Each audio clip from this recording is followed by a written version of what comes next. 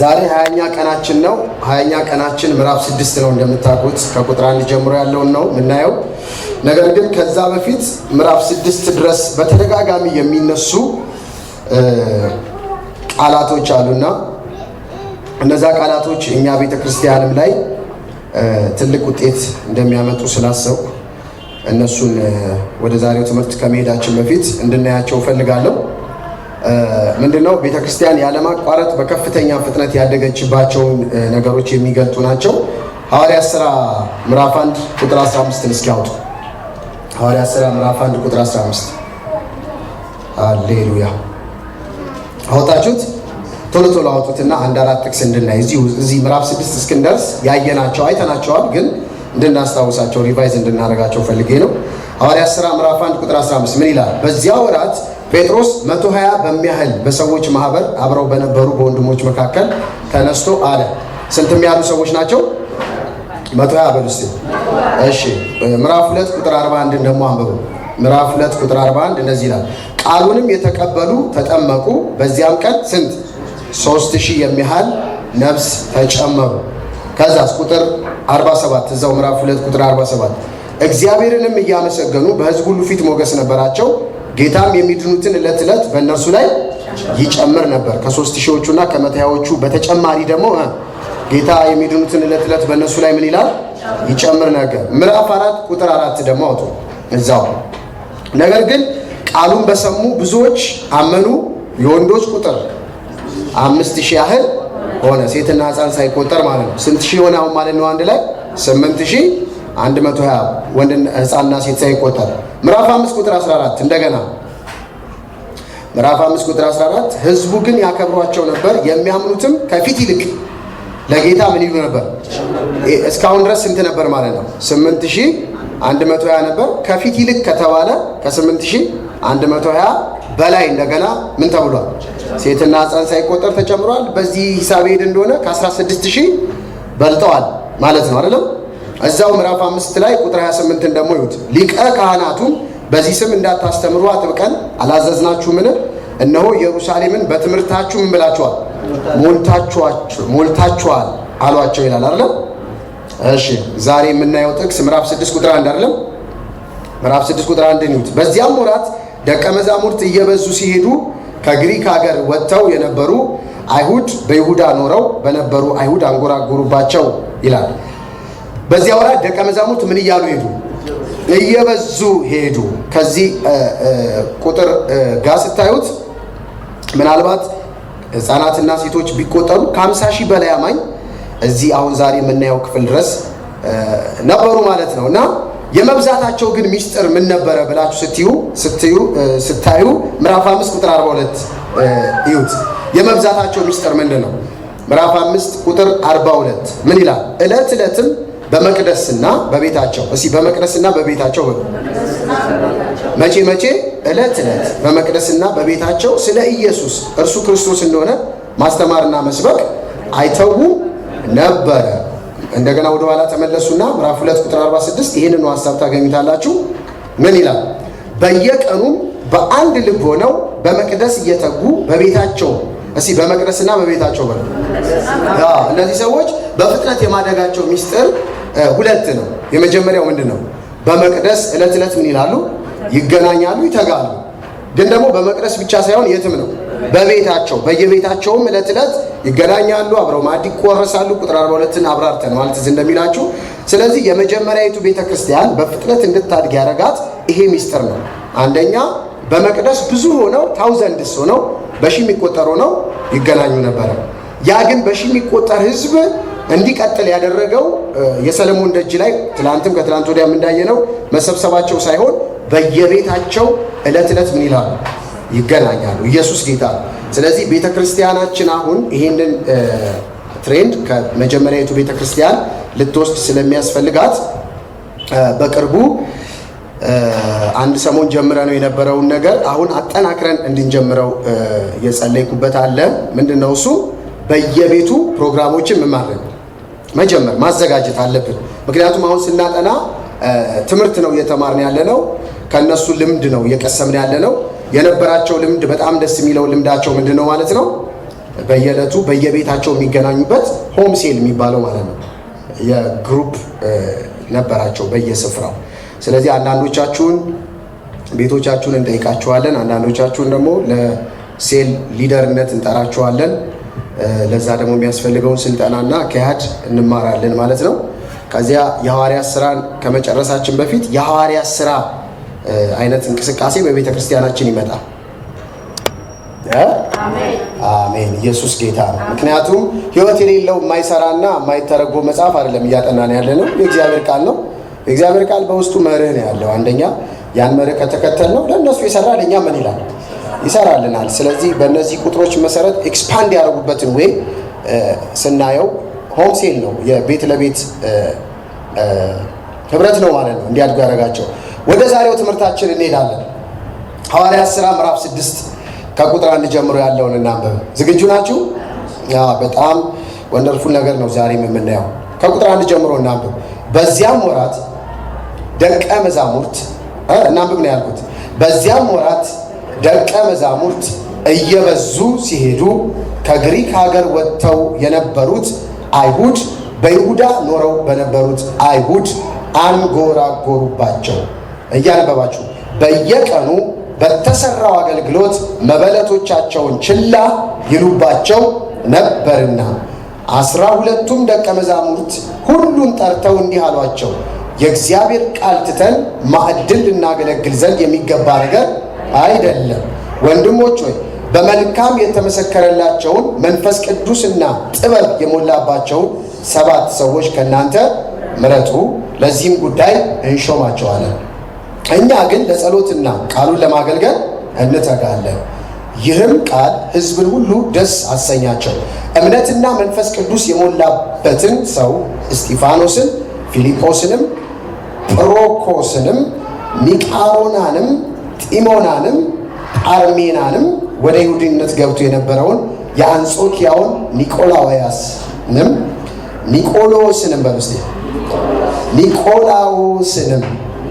መረጡ። ይህን ሰው ፈልገዋለሁ። በሐዋርያት ፊት አቆሟቸው። ከጸለዩም በኋላ እጃቸውን ጫኑባቸው። የእግዚአብሔርም ቃል እየሰፋ ሄደ። በኢየሩሳሌምም የደቀ መዛሙርት ቁጥር እጅግ እየበዛ ሄደ። ከካህናት ብዙ ሰዎች ለሃይማኖት የታዘዙ ሆኑ ይላል። ኢየሱስ ጌታ ነው። ጌታ ከረዳን እስከዚህ ቁጥር ድረስ ዛሬ እናያለን። እንዳልኳችሁ ዛሬ የማስተምረውን ሀሳብ ሁሌ እንደምላችሁ ሪከርድ እንድታደርጉት ፈልጋለሁ። ወሳኝ ከሚባሉት ምዕራፎች መካከል አንዱ ነው። ይሄን ክፍል ስታዩት ልክ ምዕራፍ 5 ቁጥር 1 ላይ እንደነገርኳችሁ ቤተክርስቲያን እየበዛች ስትመጣ እየሰፋች ስትመጣ የገጠማት አንዱ ተግዳሮት ከውጭ ያለው ኢንፍሉዌንስ፣ ከውጭ ያለው ጫና ግፊት ብቻ ሳይሆን ከውስጥ ችግሮች መፈጠር ጀመሩ። ሁልጊዜም የመብዛት አንዱ ቻሌንጅ ምንድነው? እየበዛችሁ ስትመጡ ችግሮችም አብረው ምን ይላሉ? እየበዙ ይመጣሉ፣ እየተፈጠሩ ይሄዳሉ። ቤተክርስቲያን ገና ለጋ ነች፣ ገና ልጅ ናት። አስተዳደራዊ መዋቅር አልተዘረጋላትም። የነበራት ስትራክቸር የለም። የሚከተሉት የዘረጉት ምንም አይነት አካሄድ አልነበራቸውም። በዚህ ዘመንና በዚህ ወቅት ላይ እጅግ በዝተው ስለነበረ ስትራክቸር ስላልነበር፣ መመሪያ ስላልነበረ ከውስጥ ችግሮች አሁን መፈጠር ጀምረዋል ብለን ምዕራፍ 5 ላይ አይተናል።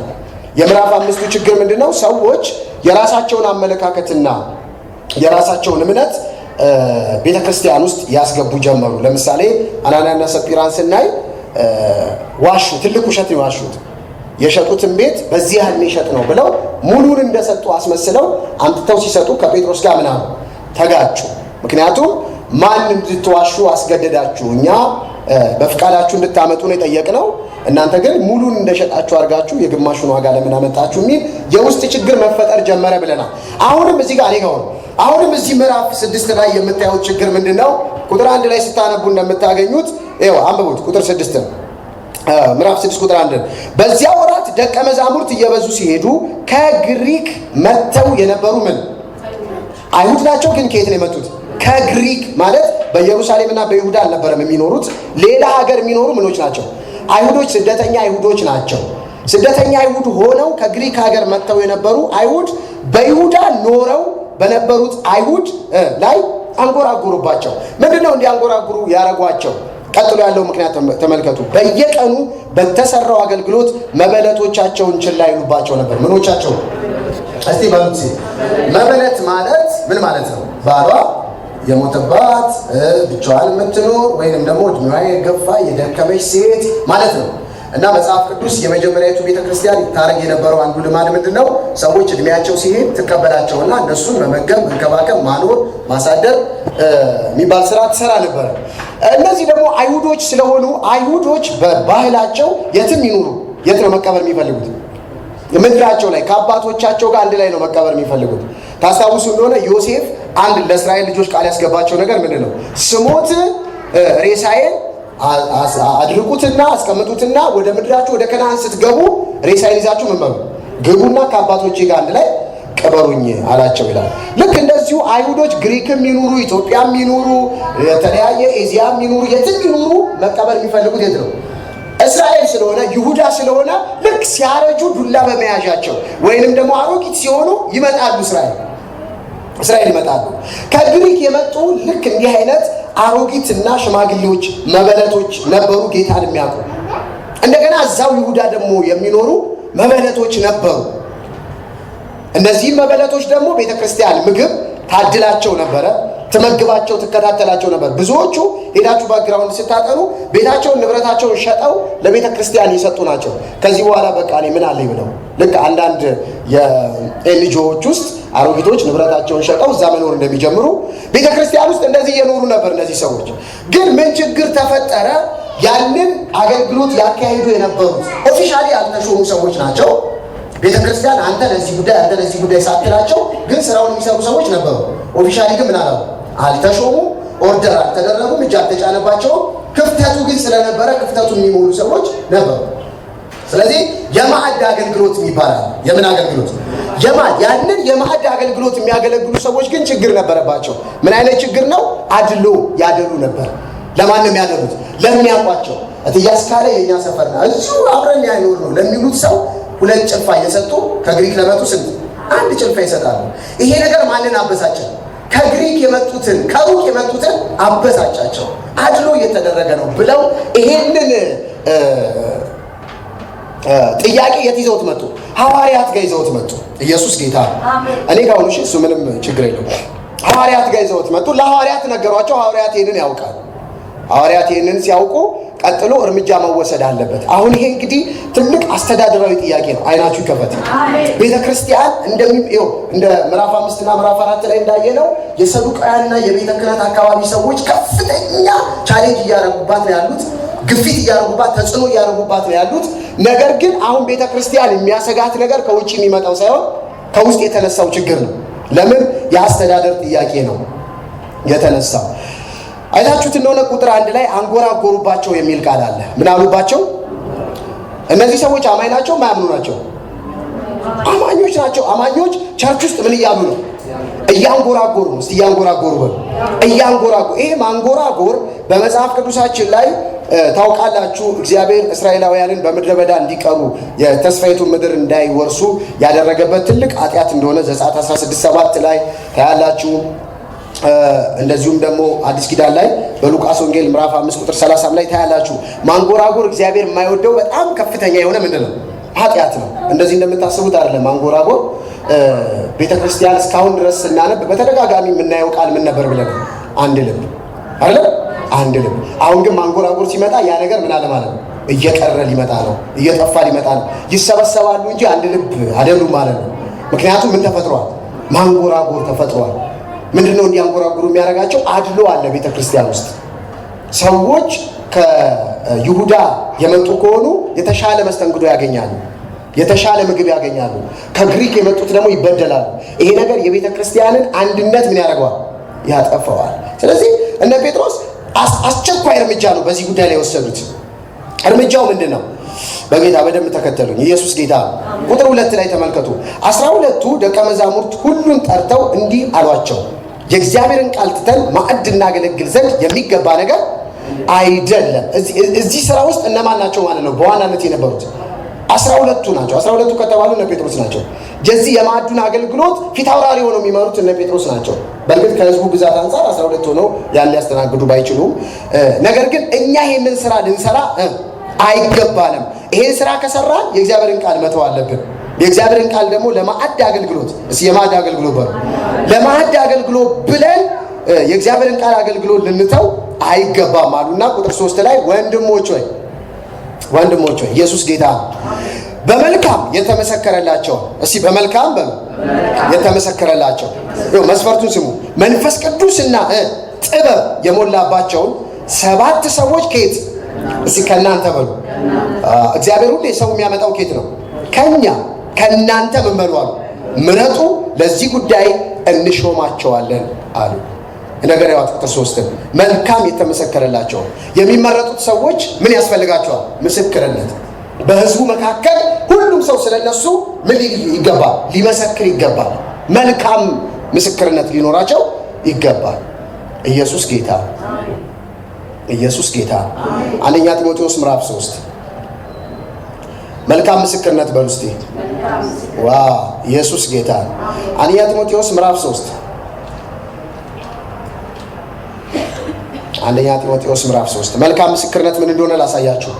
ከቁጥር 1 ጀምሮ እናንብብ። 1 2 3 ማንም ኤጲስቆጶስነትን ቢፈልግ ምን ይመኛል? መልካም ስራ ይመኛል። መልካም ነው ግን ምንድነው? ስራ ነው። ስራ ነው በሉ። አገልግሎት በሉ። ስራ ነው በሉ እስቲ። አያችሁ፣ ማንም ኤጲስቆጶስነት ቢፈልግ መልካም ስራ ይመኛል የሚለው ቃል የታመነ ነው። እንግዲህ ኤጲስቆጶስ እንዲህ ሊሆን ይገባል። አንደኛ የማይነቀፍ በሉ። ኢየሱስ ጌታ። አንድ ሰው ለትንሽም ይሁን ለትልቅ አገልግሎት ራሱን ሊሰጥ ከፈለገ ምን ማጥፋት አለበት? ከህይወቱ ነቀፌታ። የማይነቀፍ ከዛስ የአንዲት በሉ ሚስት ባል። ሃሌሉያ። አንድ ሰው አገልጋይ ሊሆን ሲመጣ የስንት የአንዲት። ምክንያቱም አንዳንድ ሰው ስንት ሊኖረው ይችላል ማለት ነው? ከአንድ በላይ። ከዛስ ልከኛ። ሃሌሉያ። ንግግሩ ልከኛ፣ አመጋገቡ ልከኛ፣ አካሄዱ ልከኛ፣ ኤቭሪ ነገሩ ምን ይሆነ? ይሄ እኮ ልከኛ ራሱ በጣም የሚገርም እኮ ቃል ነው። የአንድ ሰው ትልቅ ክራይቴሪያ ምንድን ነው? ልከኝነት። ከዛስ ራሱን የሚገዛ። ሃሌሉያ። መጽሐፍ ራሱን የሚገዛ ከተማ ከሚገዛ ይበልጣል ይላል። ራሱን የሚገዛ ሰው ቤተክርስቲያን ምን ሊላት ይችላል? ሊያስተዳድራት ይችላል። ከዛስ እንደሚገባ ደግሞ ምን የሚሰራ መስራት የሚችል እንግዳ ተቀባይ፣ አቤቱ ሰው ሲመጣ እንግዳ መቀበል የሚችል ለማስተማር የሚበቃ። እያያችሁት ነው ክራይቴሪያው። ቁጥር 3 የማይሰክር፣ ከዛስ የማይጨቃጨቅ። አሁን ቤተክርስቲያን ውስጥ የሚጨቃጨቅ ሰው ካለ የቤተክርስቲያን መንፈስ ምን ይላል? ይታወቃል። ስለዚህ አንዱ ክራይቴሪያ ምንድን ነው? ማይጨቃጨቅ ሰው፣ ቀለል የሚያደርግ ሰው፣ ነገር ግን ገር የሆነ የማይከራከር፣ ገንዘብ የማይወድ። ልጆቹን በጭምትነት ሁሉ እየገዛ የራሱን ቤት በመልካም የሚያስተዳድር። የማንም ቤት? የራሱን ቤት በመልካም የሚያስተዳድር።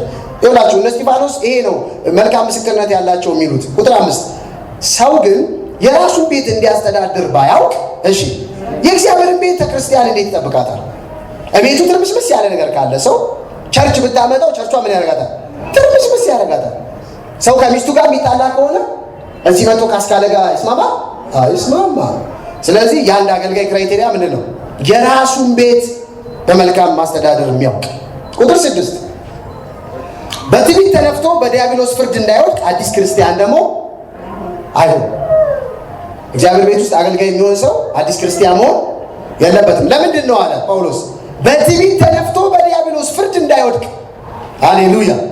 ዲያብሎስ የወደቀው በምንድን ነው? በትዕቢት። እኔ ከእግዚአብሔር ምን እላለሁ? በቃ ከእግዚአብሔር በምን አንሳለሁ የሚል ልቡን ሞላው ማለት ነው። ቸርች አዲስ የሆነ ሰው መሪ ላይ ከተቀመጠ ከዛ ምን ይሆናል? አረ እኔ እኮ ፓስተሩ ስለማይለቅልኝ ነው እንጂ ቢለቅልኝ አሳየው ነበር ምናምን ማለት ይጀምራል። ስለዚህ አዲስ ክርስቲያን መሪ አይሆን ይላል። ቁጥር 7 በዲያብሎስ ነቀፋና ወጥመድ እንዳይወድቅ በውጭ ካሉ ሰዎች ጋር ደግሞ መልካም መልካም በሉ። አገኛችኋት? እቺን ቃል አገኛችኋት? የፈለኳችሁ ነው። መልካም ምስክርነት ሊኖረው ይገባል። ማንም አገልጋይ መሆን የሚፈልግ ኢየሱስ ጌታ። ቁጥር 8 እንዲሁም ዲያቆናቶች ጭምቶች በሁለት ቃል የማይናገሩ። በሁለት ቃል ምንም አይሆኑ የማይናገሩ ለብዙ ወይን ጠጅ ምንም አይሉ የማይጎመጁ 9 ነውረኛ ረብን የማይወዱ በንጹህ ሕሊና ይችን ቃል በደንብ ይዋት በንጹህ ሕሊና የሃይማኖት ሚስጥር የሚይዙ ሊሆን ይገባቸዋል። ዲያቆናት አያችሁ ሚስጥር ጠባቂዎች ሊሆኑ ይገባቸዋል። ተመለሱ ወደ ሐዋርያት ሥራ ምዕራፍ 6 ቁጥር 3 ዲያቆናት በሉ ሚስጥር ጠባቂዎች ሊሆኑ ይገባቸዋል። ኢየሱስ ጌታ ባይዘው ስለማንም ኦፊስ እንደዚህ ተብሎ ያውቃል። ስለ ዲያቆናት ነው ሚስጥር ጠባቂ ሊሆኑ ይገባቸዋል። ምክንያቱም ያ ስፍራ ብዙ የቤተ ክርስቲያን ክፍተቶች የሚታዩበት ቦታ ነው። ብዙ ዝርክርክነቶች የሚታዩት የት ነው? የድቁንና አካባቢ ጋር። ድቁንና ምንድን ነው? ከገንዘብ ጋር ያነካካቸዋል ምናምን። ስለዚህ እነዛ ሰዎች ሚስጥር ጠባቂ ካልሆኑ መንጋው ምን ይሉታል? ያመሱታል ማለት ነው። ኢየሱስ ጌታ አሌሉያ። አሜን ትላላችሁ? አሜን ትላላችሁ? አሌሉያ። አሁን ለምሳሌ ባለፈው የኮንፈረንሳችን ጊዜ አስራትን መባም የተሰበሰበውን ብር ሁሉ ለአገልጋዮቹ ተሰጠ አይደል? ይህንን ነገር ዲያቆናት አውጥተው ምን እኮ እኛ እኮ ምናምን ብለው ህዝቡ ጋር ሌላ ነገር ሊያረጉት ከተነሱ ቸርችን ሊረብሹ ይችላሉ ማለት ነው። እና ቦታው በጣም ትልቅ ሚስጥር ጠባቂነት ይፈልጋል። ስለዚህ ከእናንተ መካከል በመልካም የተመሰከረላቸው መንፈስ ቅዱስና ጥበብ የሞላባቸው ደግሞ በመልካም የተመሰከረለት ብቻ አይደለም፣ ጭምት ምንም የማይናገር የማይሳደብ የማይሰክር የማይጨቃጨቅ ቤቱን በአግባብ የሚመራ ምናምን መሆን ብቻ ደግሞ አይደለም፣ መንፈስ ቅዱስ የሞላበት መሆን አለበት። ኢምፓወር የሆነ ሰው መሆን አለበት። ኢየሱስ ጌታ። ለምንድን ነው ያላችሁ እንደሆነ የእግዚአብሔር ቤት ስራ በስጋ ብርታት የሚዘለቅ አይደለም።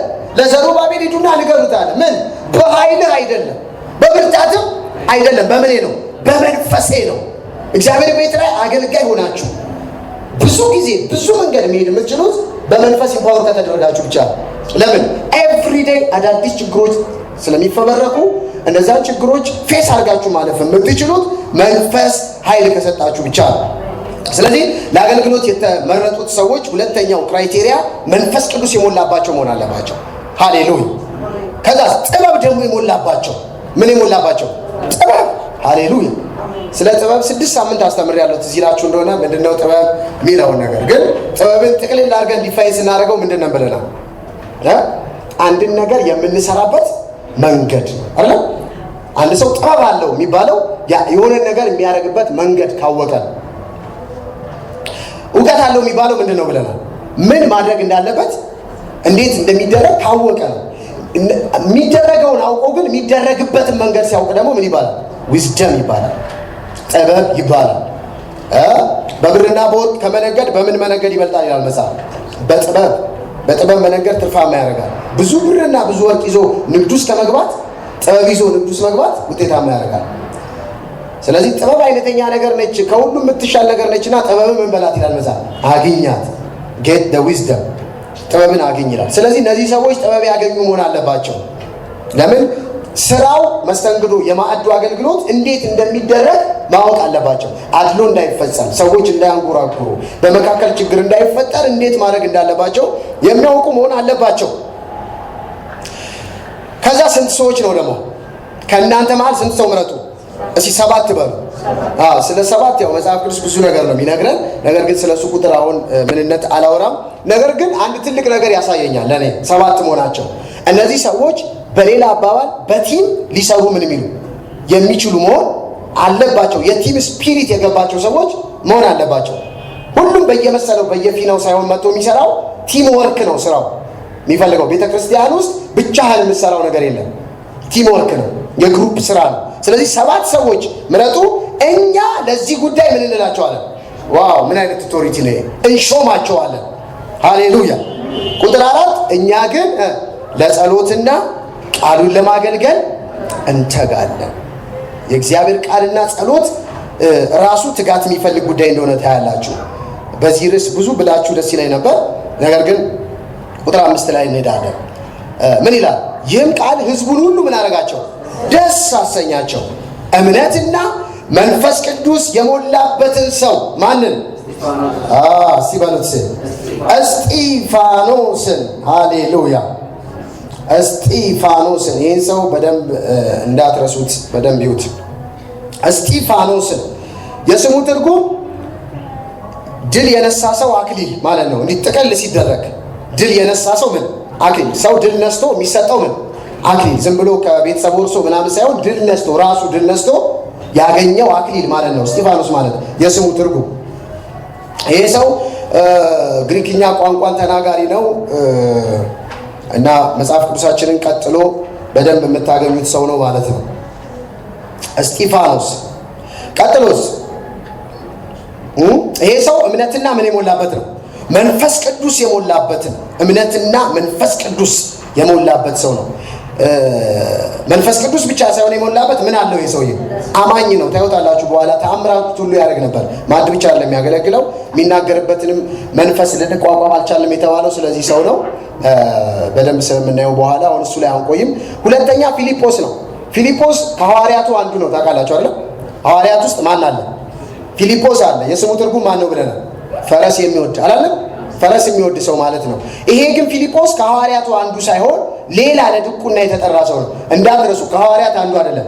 ምዕራፍ 8 ላይ ስንመጣ ሰማርያ የሚወርደው ይሄ ሰው ነው። በኋላ ከድቁና ወጥቶ ወደ ምን ይሄዳል?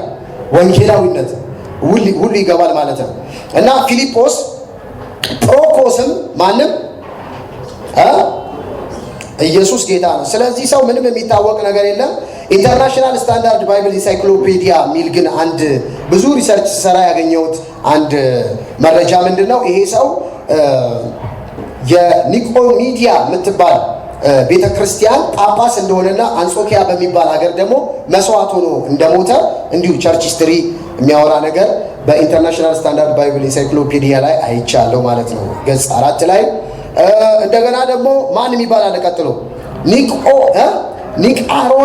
ኒቃሮና እንግዲህ ግሪክኛ እየቻለ ነው በዛው በቤተ ክርስቲያን ታሪክ። ስለዚህ ሰውም የሚታወቅ ነገር የለም። አሸናፊ ማለት ነው የስሙ ትርጉም ግን። ከዛስ ጢሞና የሚባል በቤተ ክርስቲያን ታሪክ በዚህም ሰው የሚታወቅ ነገር የለም። ምን እንደሰራ ምን እንዳረገ ምናምን። ሁልጊዜም እግዚአብሔር ሰዎችን ይመርጣል። ወይ አንዱ ወይ ሁለቱ ናቸው ተጽዕኖ ፈጥረው የሚያልፉት፣ ሌሎቹ ብዙም አይደሉ ማለት ነው። ቀጥሎ ደግሞ ማን የሚባል አለ? እስኪ አግዙኝ እናንተ። ጳርሜና። ይህም ሰው እንደዚሁ ብዙ የሚታወቅ ነገር የለም ስለሱ። እዚሁ ግን ኢንተርናሽናል ስታንዳርድ ባይብል ላይ በፊልጵስዩስ ሰማዕታት ሆኖ ሞቷል። ፊልጵስዩስ ጳውሎስ መልእክት የጻፈላቸው ማለት ነው። እዛ ሰማዕት ሆኖ እንደሞተ አንድ ሰው እስር ቤት ውስጥ የተጻፈ ወረቀት አግኝቷል። ስለሱም ይባላል። ቀጥሎ ያለውን ሰው ግን ቅድም በደንብ አንብቡት ብያቸዋለሁ። እዩት። ማንም ይባላል በሉት እስቲ። ይሄ ሰው በጣም የሚገርም ሰው ነው። ኢየሱስ ጌታ ነው። ስለዚህ ሰው መጽሐፍ ቅዱሳችንም ውስጥ አንድ ቦታ ጥቅስ ታገኛላችሁ። ሂዱና ራእይ መጽሐፍ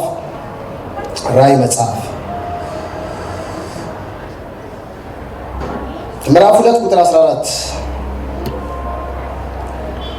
እና ቸርች ሂስትሪ ላይ ስለዚህ ሰው የምታገኙት ነገር በጣም አሰቃቂ ነው። ቁጥር 14 እና 15 እናንብበው። ምዕራፍ 2 ዳሩ ግን ለጣዖት የታረደውን እንዲበሉ እንዲሴስኑ በእስራኤል ልጆች ፊት ማሰናከያ ሊያኖርባቸው ባላቅን ያስተማረ የበለዓምን ትምህርት የሚጠብቁ በዚያ ካንተ ጋር አሉ። የማንን ትምህርት? የበለዓም ምንድን ነው ብለናል ከዚህ በፊት? ሴሰኝነት አይደል? በዚያ ካንተ ጋር አሉ ይህን ትምህርት የሚጠብቁ የምነቅፍበት ጥቂት አለኝ። ቁጥር 15 እንዲሁ የኒቆላውያንን ትምህርት እንደዚህ የሚጠብቁ ሰዎች ካንተ ጋር የማንን ትምህርት? በጣም የሚገርማችሁ ቸርች ሂስትሪ ላይ ስታዩ ከሰባቱ ዲያቆናት አንዱ ማን ነው? ኒቆላዎስ። ተመለሱና ምዕራፍ 6 ላይ ሐዋርያት ሥራ ምዕራፍ 6 ሐዋርያት ሥራ የኒቆላውያን የሚባል የሐሰት ትምህርት ለመጀመሪያ ጊዜ ቤተክርስቲያን የመረጠችው ዲያቆን ከሰባቱ አንዱ በእርግጥ መንፈስ ቅዱስ የሞላበት ነው፣ ጥበብ የሞላበት ነው፣ እምነት የሞላበት ነው ሲመረጥ የተመረጠው።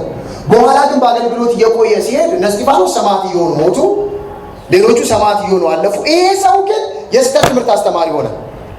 እንዳይመስላችሁ የመጽሐፍ ቅዱስ የስህተት አስተማሪዎች በእኛ ዘመን የጀመሩ እንዳይመስላችሁ። እነሱ ሐዋርያቶቹ ባሉበት ዘመን ነው። የዮሐንስን መልእክት ሄዳችሁ ስታነቡት የተጻፈው የስህተት ትምህርትን ለመመከት ነው። የስህተት ትምህርት ካስነሱ ሰዎች ደግሞ አንዱ ይሄ ኒቆላውያን የሚባል ሰው ነው። ኒቆላስ የሚባል የኒቆላውያን ኑፋቄ የሚባል ትምህርት አስተምሯል። እሱ ምንድን ነው? በስጋ የሚደረግ ሴሰኝነት መንፈስን ሊነካ አይችልም። ስጋችን ኦልሬዲ ፈራሽ ነው፣ በስባሽ ነው፣ እዚሁ ምድር ቀሪ ነው። ስለዚህ እንደፈለጋችሁ በስጋችሁ ሁኑ የሚል የበለዓምን ትምህርት ተቀብሎ ያስተማረ ሰው ሆነ ኒቆላዎስ የሚባለው ሰው። ስለዚህ ኒቆላውያን የሚባሉ በቤተ ክርስቲያን ውስጥ ነበሩ፣ የትኛውም ቤተ ክርስቲያን ውስጥ የኒቆላዎስን ትምህርት የሚያምኑ ማለት ነው። ስለዚህ ይህ ሰውዬ በቤተ ክርስቲያን ታሪክ ስታነቡ እዚህ ሐዋርያት ሥራ 2 ላይ እንደሚነግራችሁ ደሴም ነው ስሙ የተቀመጠው፣ የስተት ትምህርት አስተማሪ ሆነ። የስተት ትምህርት አስተማሪ ሆነ። ኢየሱስ ጌታ ነው።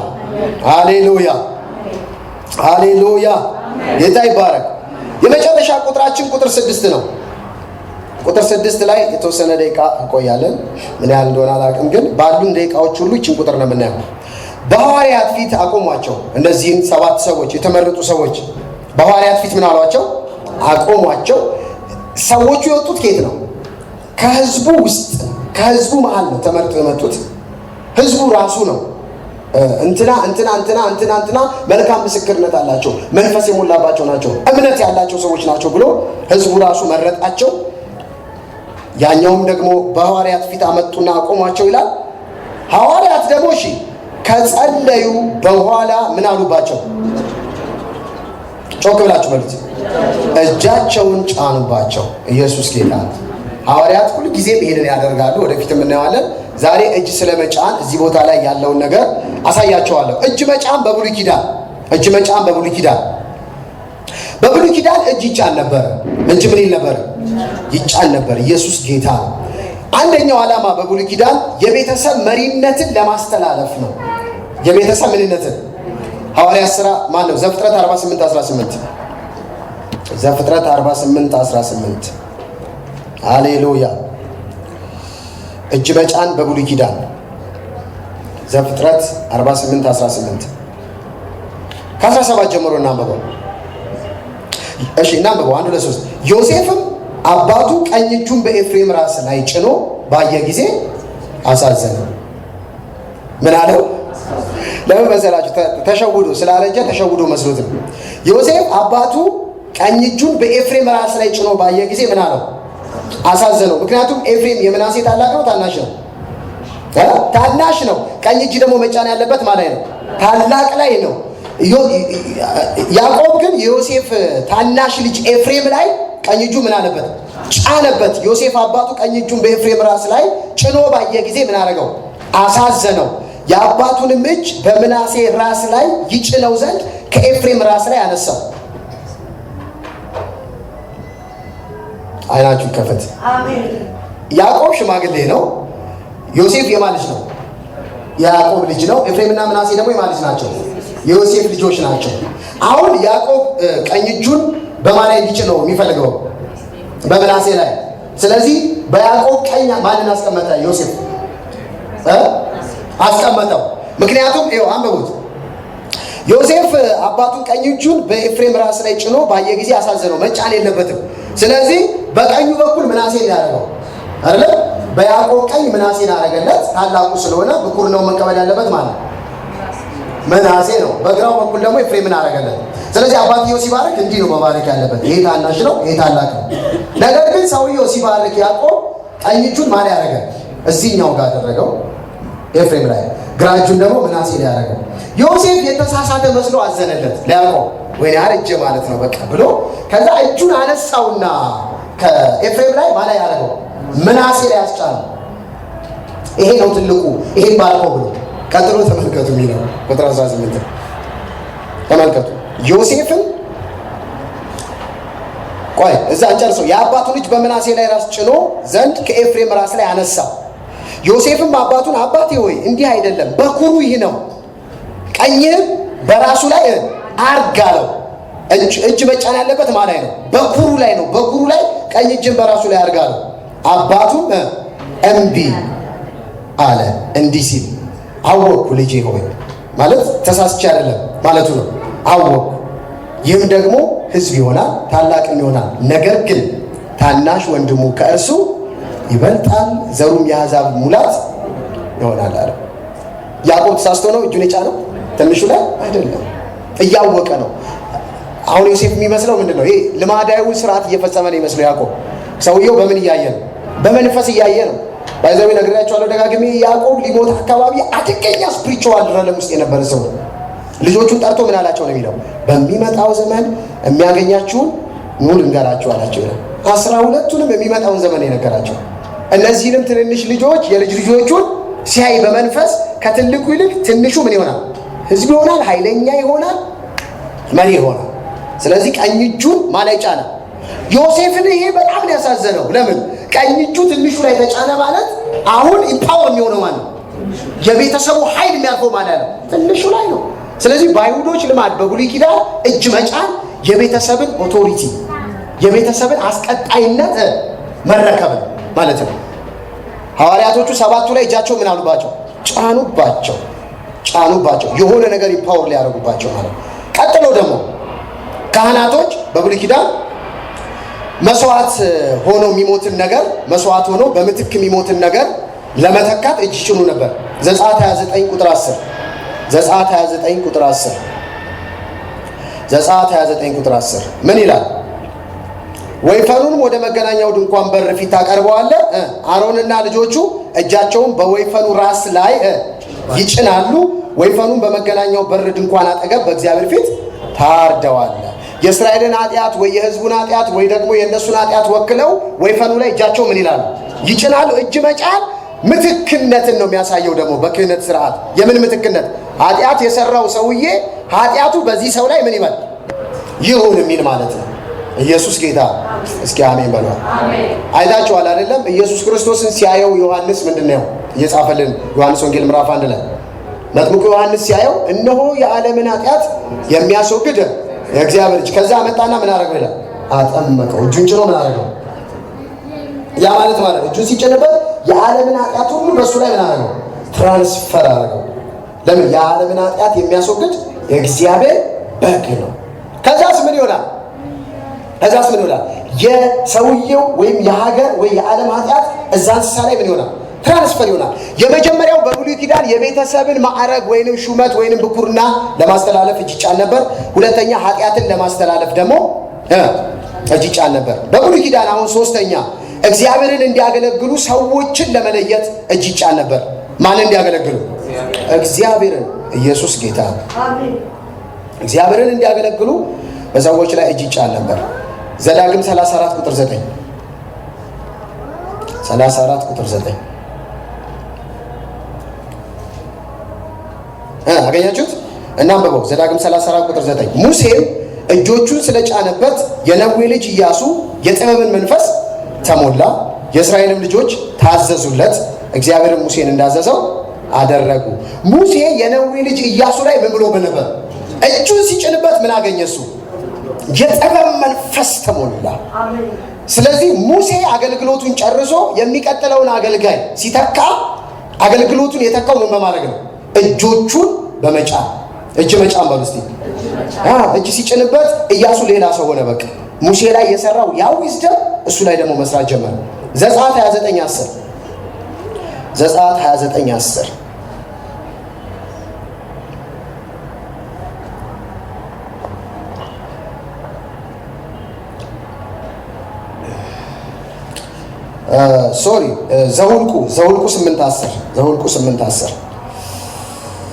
ዘኍልቍ 8:10 ምንድን ነው የሚለው? ሌዋውያንን በእግዚአብሔር ፊት አቅርባቸው፣ የእስራኤልም ልጆች በሌዋውያን ላይ እጃቸውን ይጫኑባቸው። አሮንም ሌዋውያንን እግዚአብሔርን ያገለግሉ ዘንድ ከእስራኤል ልጆች መካከል ስጦታ አድርጎ ሌዋውያንን በእግዚአብሔር ፊት ያቅርብ። እግዚአብሔርን ያገለግሉ ዘንድ ሰዎች ሲለዩ እስራኤላውያን እጃቸው ምን ይሉባቸዋል? ይጭኑባቸዋል። ስለዚህ በብሉይ ኪዳን ሰዎች ለአገልግሎት ሲለዩ እንደነ ኢያሱ እንደ ሌዋውያን እጅ በመጫን ይለዩ ነበር ማለት ነው። በብሉይ ኪዳን አራተኛ እጅ መጫን ስርዓት የምታገኙት ይሄ ስተዲ ጥናት ስለሆነ ይጠቅማቸዋል። በደንብ ሳትሰለቹ ስሙኝ ማለት ነው። አራተኛ አንድ የተፈረደበትን ኃጢአተኛ በድንጋይ ለመውገር ራሱ እጅ መጫን ያስፈልጋል። ዘሌዋውያን 24:14 ዘሌዋውያን 24:14 ምንድን ነው የሚለው?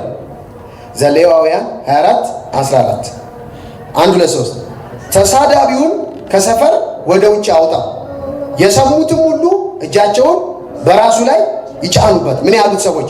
ሲሳደብ የሰሙ ማለት ነው። የሰሙት ሁሉ እጃቸውን በራሱ ላይ ይጫኑበት። ማህበሩ ሁሉ ከዛ ምን ይበለው? ይወገረው። ሰው ሲወገር ዝም ብለህ አትወግርም። ያዩ ሰዎች ሄደው እጃቸው ምን ይሉበታል? ጫን ጫን። ልክ እኛ ኢየሱስ እንደምንጸልየው እየመጡ እኔም ሰምቻለሁ ጫን፣ እኔም ሰምቻለሁ ጫን አድርገው ከዛ በኋላ ዘሌዋውያን 24:14 ማለት ነው። እንደገና ከአካላዊ ፈውስ ጋር በተገናኘ በአዲስ ኪዳን ደግሞ ከአካላዊ ፈውስ ጋር በተገናኘ እጅ ጫን ነበረ። በአዲስ ኪዳን እጅ ጫን ነበር። ማቴዎስ 9:18 ማቴዎስ 9:18 ሰዎች እንዲፈወሱ ምን ይባል ነበር? እጅ ጫን ነበር። 9:18 እሺ እና በው 9:18 ይህን ሲነግራቸው አንድ መኮንን መጥቶ ልጄ አሁን ሞተች፣ ነገር ግን መጥተህ እጅህን ጫንባት በሕይወት ትኖራለች እያለ ሰገደለት። መጥተህ እጅህን እመልባት። ኦኬ፣ እንደዚህ የሚሉ ሰዎች የሚያውቁት ነገር አለ። እጅ ሲጫን ሰው ምን ይላል ማለት ነው? ይፈወሳል። እነሱ የሚገባቸው በአዲስ ኪዳን ነው ያየ። ማርቆስ 5:23 ማርቆስ 5:23 ማርቆስ 5:23 ታናሽ ልጄ ልትሞት ቀርባለችና እንድትድንና በሕይወት እንድትኖር መጥተህ እጅህን ጫንባት ብሎ ደግሞ አጥብቆ ለመነው። ኢየሱስ ጌታ ነው። ስለዚህ በአዲስ ኪዳን ደግሞ ሰዎች ፈውስን እንዲቀበሉ እጅ መጫን የተለመደ ነገር ሆኖ ታዩታላችሁ። ሐዋርያት ሥራ 9:17 ሐዋርያት ሥራ 9:17 ምንድን ነው የሚለው? 9:17 ሐናንያም ሄዶ ወደ ቤቱ ገባ፣ እጁንም ጭኖበት ወንድሜ ሳውል ሆይ ጌታ እርሱ የመጣበትን መንገድ የታየ ኢየሱስ ነው፣ ደግሞ ታይ ዘንድ መንፈስ ቅዱስ ይሞላብ ዘንድ ላከኝ አለ። ወዲያውም እንደ ቅርፊት ያለ ነገር ከዓይኑ ወደቀ። እጁ ምን አደረገበት? ጫነበት። ሳውል ላይ እጁን ጭኖ ነው የፈወሰው። ከዓይኑ ላይ ቅርፊት ምን አለ? ወደቀች ማለት ነው። ጌታ ይባላል። ምዕራፍ 28 ቁጥር 8 ላይ አለ። ምዕራፍ 28 ሐዋርያት ሥራ ቁጥር 8 ላይ እንደዚሁ ቃል ታገኛላችሁ። የፑርፒዮስ አባት በንዳድና በተቅማጥ ታሞ ተኝቶ ነበር። ንዳድና ተቅማጥ ታሞ ተኝቶ ነበር። ጳውሎስም ወደ እርሱ ገብቶ ጸለየለት፣ እጁንም በላዩ ጭኖ ምን አለው? እጁን ጫነና ከተቅማጥና ከንዳድ ምን አለው? ፈወሰው ማለት ነው። ስለዚህ እጅ መጫን በብሉይ ኪዳን ምንድን ነው አልኳችሁ? የቤተሰብ መሪነትን ለማስተላለፍ አንደኛ፣ መስዋዕት የሚሆንን ለመተካት ሁለተኛ፣ እሺ እግዚአብሔርን እንዲያገለግሉ ሰዎችን ምን ለማድረግ ለመለየት እጅ ይጫን ነበረ። እንደገና ደግሞ አራተኛ የተፈረደበት ሰውን በድንጋይ ለመውገርም እጅ ይጫን ነበረ ማለት ነው። ኢየሱስ ጌታ። በአዲስ ኪዳን ቶሎ ዘልዬ የገባሁት ከጊዜ አንጻር ነው፣ ግን በብሉይ ኪዳን ከዚህ በላይ ብዙ መረጃዎችን ታገኛላችሁ። ለምሳሌ ዘሌዋውያን 24:14 አውጡ። ዘሌዋውያን 24:14 ዘሌዋውያን 24:14 ዘሌዋውያን 24:14 በሌላ ኢሹ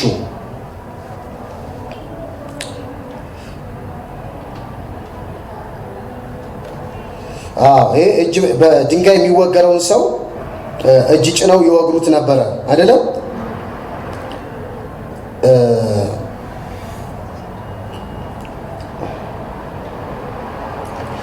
እንደገና ሐዋርያት ሥራ 13:13 ላይ በአዲስ ኪዳን እንደዚሁ ታገኛላችሁ። ሐዋርያት ሥራ 13:13 ላይ ብዙ ስለ ጻፍኩኝ ነው እየመረጥኩ ያለሁት ከሰዓትም አንጻር እንደገና የሚጠቅማችሁን ብቻ። ምን ይላል? 13:13 ጳውሎስም ከጓደኞቹ ጋር ከጳፉ ተነስቶ የጵልፍያ ወደምትሆን ወደ ጴርጌ መጣ። ዮሐንስም ከእነርሱ ተለይቶ ወደ ኢየሩሳሌም ተመለሰ። እነርሱም ግን ጴርጌ አልፈው ወደምትሆን አንጾኪያ ደረሱ። በሰንበትን ቀን ወደ ምኩራብ ገብተው ሕግና ነቢያት ከተነበቡ በኋላ የምኩራብ አለቆች ወንድሞቹ ሕዝብን የሚመክር ቃል እንዳላችሁ ብለው ጠየቋቸው። ቁጥር 3 ላይ ማለት ነው። 13 ያልኩት 3 ላይ አያችሁ። ጥቅስ ሲበዛ እንደዚህ ነው የሚሆነው። ቁጥር 3 ላይ አንብቡት እስቲ።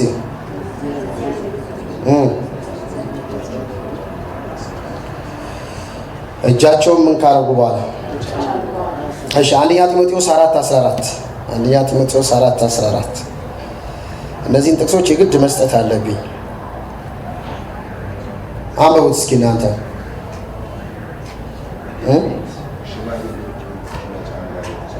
እስኪ እንደ አንብቡት። አንደኛ ጢሞቴዎስ 4:14 በትንቢት ከሽማግሌዎች እጅ መጫን ጋር የተሰጠህ በአንተ ያለውን ጸጋው የተሰጠው በምን መንገድ ነው? እጅ በመጫን ምን ይተላለፋል? ያ ጸጋ ይተላለፋል። ሽማግሌዎች ጢሞቴዎስ ላይ እጅ ጭነው ምን ሰጥተውታል? ጸጋ።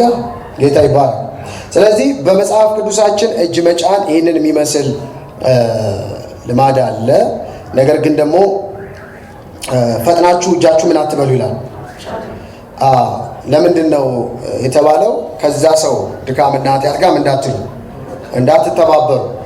ኢየሱስ ጌታ። እጅ መጫን መጽሐፍ ቅዱሳችን የሚያበረታታው ነገር ቢሆንም ደግሞ እንደገና የሚከለክለውም ደግሞ ጥንቃቄ እንዲደረግበትም የሚያዘው ነገር ነው ማለት ነው። ስለዚህ እነዚህ 7 ሰዎች እጅ ተጫነባቸው። እዛ እንሂድና እንጨርስ የዛሬውን ሐሳባችንን። ምዕራፍ 6 ቁጥር